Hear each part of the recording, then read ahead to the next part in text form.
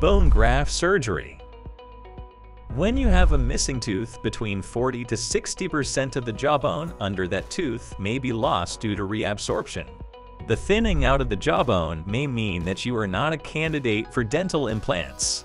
It also means that if you have more than one tooth missing, or if you have dentures, that your face is shrinking and you look older. Bone graft surgery can rebuild your jawbone and make the site of lost teeth suitable for a dental implant even if several years have gone by.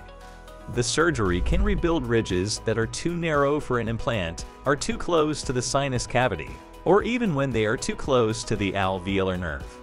If you are going to have an extraction and are considering getting an implant, but the jawbone is too thin for it, the surgeon performing the extraction can fill the site with bone graft material at the same time.